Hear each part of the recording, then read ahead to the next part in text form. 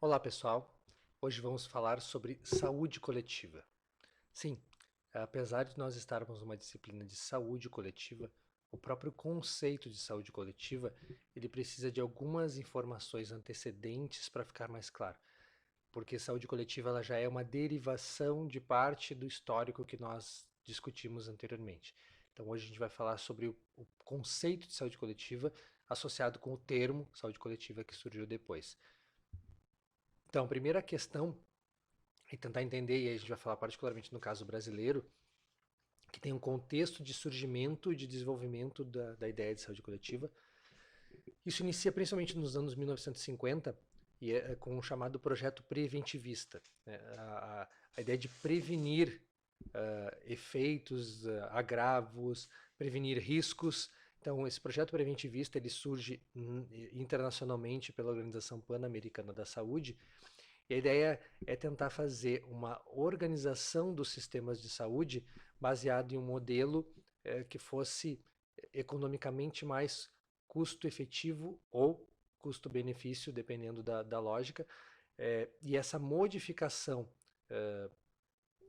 da estruturação dos sistemas de saúde, pensando que o custo efetivo é mais interessante prevenir os agravos, evitar os riscos do que tratar as doenças. Essa é a primeira lógica que começa a dar embrião de uma ideia de saúde coletiva.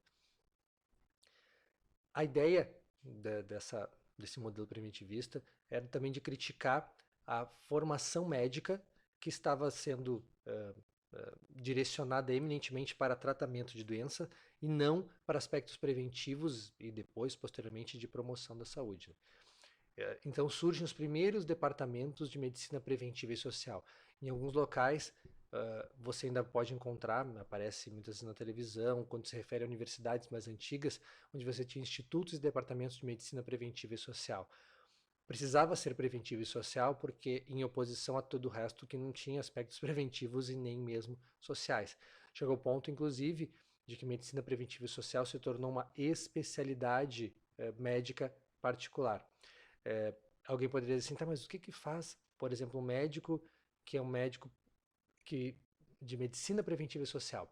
Ele eminentemente se tornava gestor em saúde, porque se entendia que alguém que vai olhar para o sistema de saúde pensando em aspectos preventivos, não necessariamente executando técnicas preventivas, numa relação de custo-efetividade, é um gestor. E aí os gestores em saúde formados a partir da perspectiva de uma medicina preventiva e social tinham uma ampliação da visão da área clínica, que entrava epidemiologia, administração de serviços de saúde e ciências do comportamento humano, além de bioestatística. A ideia era conseguir olhar, primeiro, populacionalmente e, segundo, preventivamente. E a ideia era que também as ações de medicina preventiva social fossem muito próximas da comunidade, inclusive educando a comunidade para incorporar esse processo de cuidado. Isso vai se desdobrando até que nos anos de 1970 é instituído formalmente, a partir dessa lógica de uma medicina preventiva e de uma medicina social, a ideia de saúde coletiva, com esse mesmo histórico, de pensar algo que veja de maneira mais ampla, evitando agravos na população. E aí nós temos novos programas de pós-graduação em medicina social, alguns são existentes até hoje, não exatamente com esse cunho, mas o nome historicamente permaneceu. E aí a medicina social tem aqui uma definição, que é a ideia de ter reconhecer que o processo de saúde e doença ele é de uma dinâmica social nas populações. Então a ideia é você intervir sobre a organização social para melhorar a condição de saúde geral da população, inclusive clinicamente. Nos anos de 1980, nós temos a Declaração de Alma-Ata, que foi em 1978, que já declarava direito à saúde, aumento do papel do Estado, a atenção primária como o modo preferencial de organização do sistema de saúde. E com isso, nós incorporamos uma construção teórica e conceitual, lembrando que a gente está falando de um histórico da medicina preventiva e social que se encontra com esses princípios de atenção primária, de aumento do papel do Estado, e isso vai organizando a primeira definição do que seria a saúde coletiva aqui no Brasil, que é centrado em pesquisas sociais e epidemiológicas, em determinantes sociais, principalmente econômicos, do processo de adoecimento, e uma tentativa de construir um sistema de saúde alternativo ao sistema de saúde vigente. Por alternativo significa que não é melhorar o sistema que existia, mas sim substituir o sistema que existia. Essa organização mais teórico-conceitual, ela mobiliza outros movimentos sociais e chega como uma defesa política e ideológica, porque afinal também tinha uma contrariedade ao Estado ditatorial militar, com a 8ª Conferência Nacional de Saúde.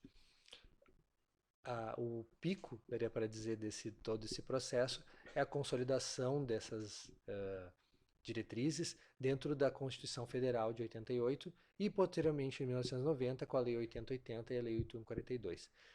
E aí o uso de saúde coletiva fica associado com todo esse movimento político, científico, sanitário, criando, em 1979, a Associação Brasileira de Saúde Coletiva, que junta trabalhadores, docentes, pesquisadores. Então, aqui acima eu tenho o logotipo dessa associação, que é a Abrasco, e tem um site abaixo. É bastante interessante porque muitos dos movimentos da Abrasco continuam até hoje com congressos de políticas públicas, epidemiologia, ciências humanas, sociais e saúde.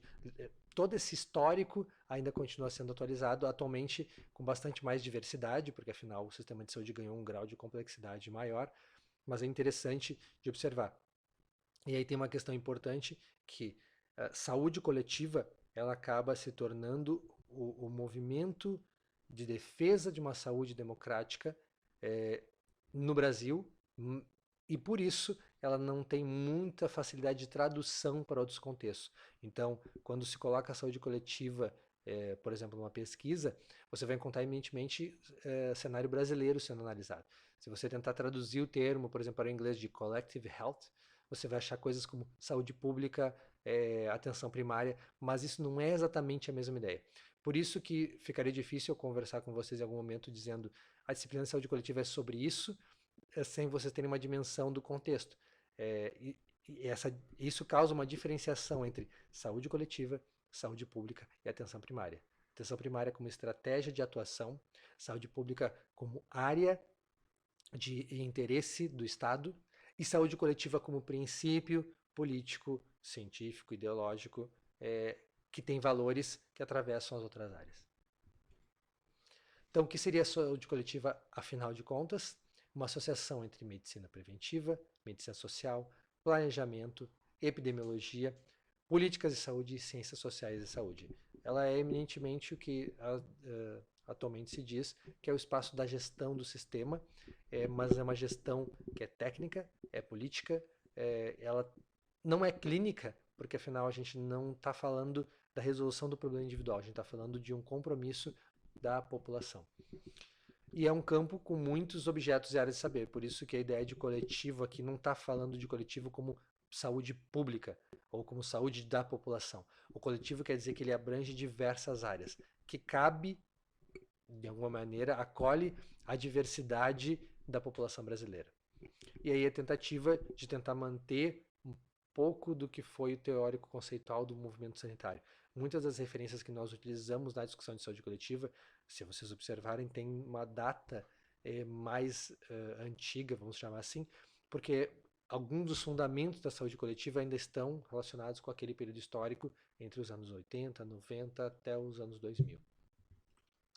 E a saúde coletiva se baseia em 3 subáreas ou 3 ênfases, e aí isso decorre, que é chamado um tripé de sustentação da saúde coletiva. Um deles é a epidemiologia, que é a questão de analisar conhecimento sobre o processo de adoecimento da população, de maneira a tentar prevenir, projetar, prever alguns comportamentos desse processo de adoecimento e, portanto, prevenir mais ações ou, inclusive, promover ações de saúde. Políticas públicas, planejamento e gestão, que entra uma discussão mais próxima da ideia de administração, mas uma administração aplicada à área da saúde, então não é uma administração na ideia do imperativo do custo, efetividade, mas sim uma administração no imperativo do direito à saúde, essa sim. E a ideia de construir políticas públicas que sejam uma resposta social às necessidades da população a partir do Estado, mas que também possam regular a relação entre os serviços de saúde para que tudo se organize como um sistema efetivamente único. E por último, ciências sociais e humanas aplicadas à saúde. Isso faz com que a discussão de saúde coletiva se extrapole, por exemplo, para eu pensar história em saúde, porque afinal, se eu vou reconhecer que os processos são construídos ao longo do tempo, história em saúde faz sentido. Eu reconhecer, por exemplo, que antropologia e sociologia é importante para que eu reconheça como as populações se organizam e de que maneira eu posso ler melhor os contextos culturais. E particularmente numa sociedade como a brasileira, onde muitas dessas diferenciações não são objetivas e clínicas, mas sim econômicas, sociais, históricas, culturais e assim sucessivamente. Espero que tenha ficado mais claro. Essa é uma discussão que ela poderia ser a introdução da disciplina, mas eu espero que tenha ficado também explícito que é muito difícil nós compreendermos o que esse termo saúde coletiva representa sem ter algum grau de aproximação, porque afinal ele não é um termo construído cientificamente, ele é um termo derivado ao longo do tempo em função das diversas lutas sociais que surgiram. Espero que tenham gostado e nos vemos na próxima.